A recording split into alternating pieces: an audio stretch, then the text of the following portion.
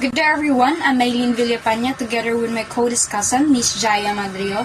In this video, we will be discussing the topic that was assigned to us, which is the issues and challenges of emerging literature. But before that, let me first read our learning outcomes. So at the end of the lesson, the student should be able to examine the characteristics of new emerging genres of new literature, discuss issues and challenges in emerging literature, and demonstrate understanding on the issues and challenges in emergent literature. Okay, our topic is about literature. First, let us define what is literature. So literature serves as a mirror of society, reflecting its values, struggles, and complexities. As C.S. Lewis stated, literature adds to reality. It does not simply describe it. These perspectives emphasizes that literature enriches our understanding of the world by introducing new ideas, perspectives, and experiences. It enhances the necessary competencies required for daily life, providing insights that helps us navigate our existence. Through storytelling, poetry, and prose, literature allows us to explore the depth of human emotion, confront society issues, and engage with the imagination, ultimately contributing to a more profound comprehension of ourselves and the world around us. So, before we go on to the issues and challenges of emerging literature, let me discuss first the characteristics of literature in each period. It is more of a history of literature's emergence. So first, we have the Renaissance age, which in the year 1500s and 1660. The Renaissance age marked a significant shift in literature, characterized by a newfound emphasis on intellectual freedom and the exploration of human experiences. Writers in Renaissance age began to focus on individualism and the complexities of life, reflecting the growing intelligence and comfort among various social classes. So this period celebrated creativity and innovation, leading to remarkable works that enrich cultural and artistic expression. After the Renaissance age is the Neoclassical age by the year 1660 to 1798. The Neoclassical age emphasized order, clarity, and adherence to establish rules in literature, particularly in poetry. Influenced by classical authors like Horace, Virgil, and Ovid, writers sought to emulate their styles and structures, believing that literature should follow precise guidelines. This period values reason and restraints, often critiquing society while adhering to the principles of decorum and moral instruction in their works. The next one, we have the Age of Romanticism. By the year 1785 to 1830, for this period, the Age of Romanticism celebrated a deep connection with nature, expressing emotions and individual experiences in diverse ways. Poets like Wordsworth emphasized the divine aspect of nature, while S.T. Coleridge explored the supernatural. Other figures such as Lord Byron showcased intense emotions. Keats highlighted the sinuous beauty, while Shelley engaged with abstract ideas, all contributing to rich tapestry of literary expression that valued imagination and personal introspection. The last age, we have the Victorian age, which in the year 1837 to 1901. The Victorian age was a time of significant transition, marked by the rapid growth of industrialized and urbanization. This period experienced a profound shift in societal values as traditional morals faced challenges due to the impact of modern life and the First World War. The literature of this era often reflected a sense of disillusionment and the questioning of previously held beliefs, alongside the acknowledgement of the devastating consequences of these societal changes, including the tragic loss of human lives. For additional information in this present time of literature, it is difficult to define one typical characteristics of 20th and 21st century. This age is full of experimentation and is discussed in the different genres. The literary canon of 20th and 21st century foregrounds an aesthetic shift which is more transitional, experimental, more anxious, more liberal, and self-interrogating too.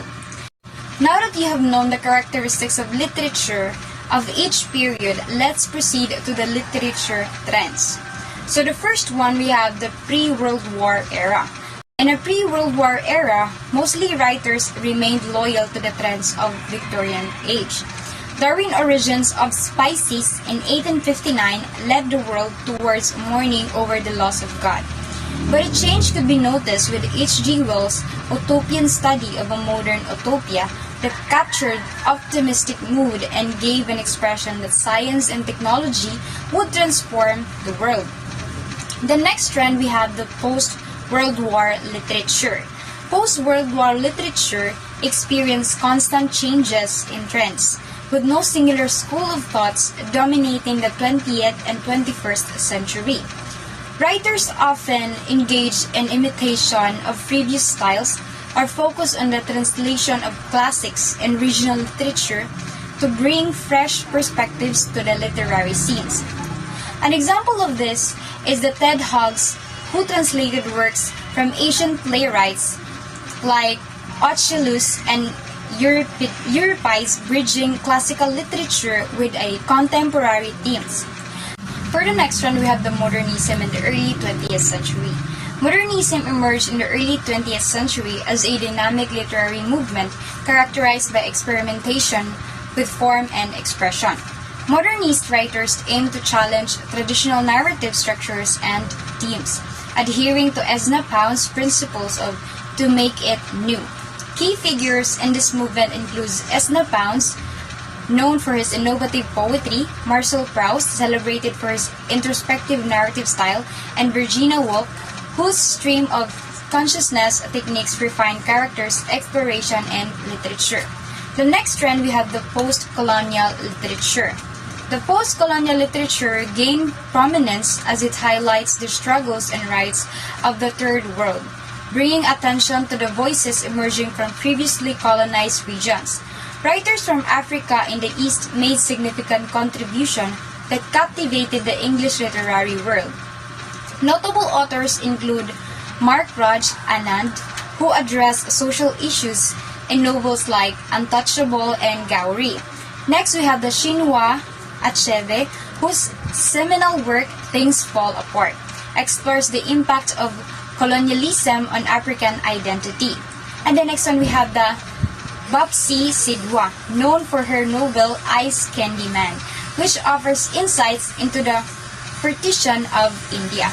These writers played a crucial role in redefining narratives and asserting cultural identities in the global literary landscape. So the next trend, we have the science fiction. So, science fiction is a unique literary trend that blends facts and imagination, exploring the possibilities of science and technology. Renowned authors like H.G. Wells is the key figures in this genre, fascinated by the potential that science holds for humanity. His works often delve into futuristic concepts such as time travel and extraterrestrial life, reflecting the genre's ability to inspire innovation and provoke thoughts about the future. The next one, we have the magic and mythology in modern literature. So, in the 21st century, there has been a resurgence of interest in magic and mythology within literature. Notable examples include J.K. Rowling, which is familiar. Her work is about Harry Potter's series, which weaves magical elements into a coming-of-age story, and C.S. Lewis' The Chronicles of Narnia, which incorporates mythological themes and allegorical elements. Additionally, we have Dan Brown's novels like Da Vinci Code, Inferno, and Angels and Demons utilize myth and historical references to create thrilling narratives and captivates modern readers. The next one, we have the digital or cyber literature. Digital or cyber literature represents the latest trend in literary creation. Focusing on works designed specially for digital devices, this form of literature often utilizes platforms such as websites, blogs, and social media to reach audiences Examples include Michael Joyce's 12 Blue and Jim Andrews' Stir Fry Text, which showcase how technology can transform storytelling and engage readers in interactive and innovative ways. That's it for the trends on literature. In continuation with the topic, which is the issues and challenges of emerging literature, it will be discussed by Ms. Madrio. In the continuation of Ms. Villapaña's discussion, so now let's proceed to the issues and challenges of emergent literature. So the first is aesthetic movement. So the aesthetic movement believe that art should be appreciated for its beauty alone, not for its moral or practical value. So its followers, called the aesthetists, argue that art should not be judged by whether it teaches a lesson or serves a social purpose. So they follow the motto, art for art's sake, meaning that art should exist just to be beautiful and not have to meet any standards of morality or behavior. So example, in the Philippines, during the Spanish colonial period, Filipino writers and artists often had to balance between pleasing the church or colonizers and expressing their own ideas. However, some Filipino artists like Juan Luna, with his famous painting Espoliarium, focused more on the aesthetic appeal of their work rather than moral teachings. So capturing the raw emotions of struggle and oppression. So the second is the feminist movement. So feminist writers focus on gender equality and explore how gender intersects with other factors like race and class. So in literature, they use their works to highlight women's struggles and fight for equal rights. So feminism in writing often shows how women are portrayed and how they are treated differently because of their gender. And it advocates for female voices, especially in male-dominated fields. So, for example, writers like Gabriela Silang and contemporary authors like Lualhati Bautista use their writing to bring attention to the issues faced by Filipino women. So Bautista's work, like Dekada 70, focused on women's rules during turbulent political times in the Philippines and show how women stand up for themselves and their families amidst challenges. So the third is the existentialism. So existentialism focuses on individual freedom and personal responsibility. So existentialist writers explore themes of human existence, questioning what it means to be a person, and arguing that people are responsible for finding meaning in their own lives. So these works emphasize free will, choice, and personal responsibility over external pressures from society or religion. So, for example, in the Philippines, the works of Filipino writer F. Chanel Jose, particularly his novel The Pretenders. So it explores the existential themes of personal identity and societal expectation. So the protagonist grapples with his place in society, facing conflicts between his individual desires and the external pressures imposed by the country's political and economic systems. So the fourth is Marxist movement. So the Marxist movement, based on the ideas of Karl Marx, so it advocates for a classless society and focuses on the struggles between the wealthy and the working class.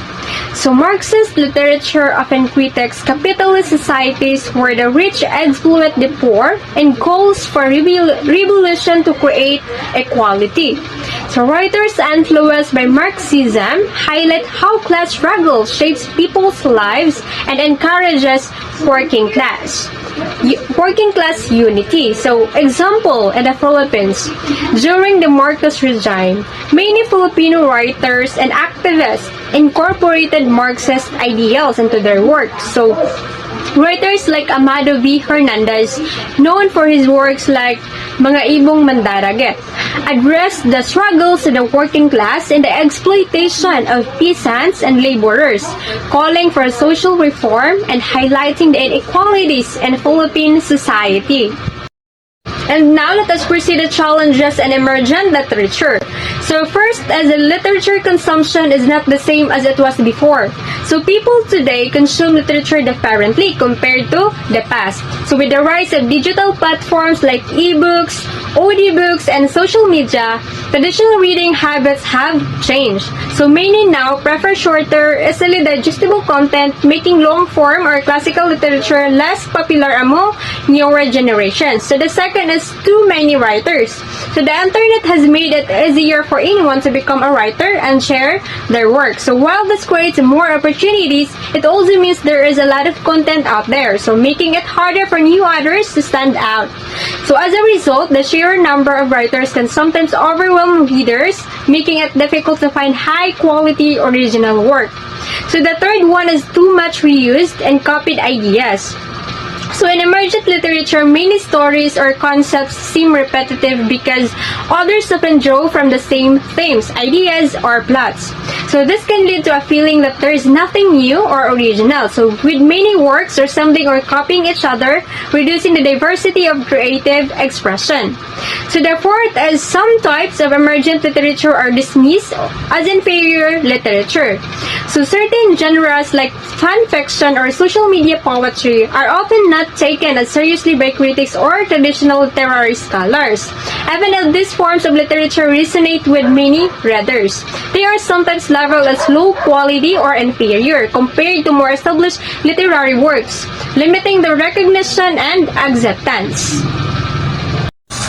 And that concludes our discussion. Thank you for listening, everyone, and I hope you've gained insight from our discussion. Thank you and goodbye.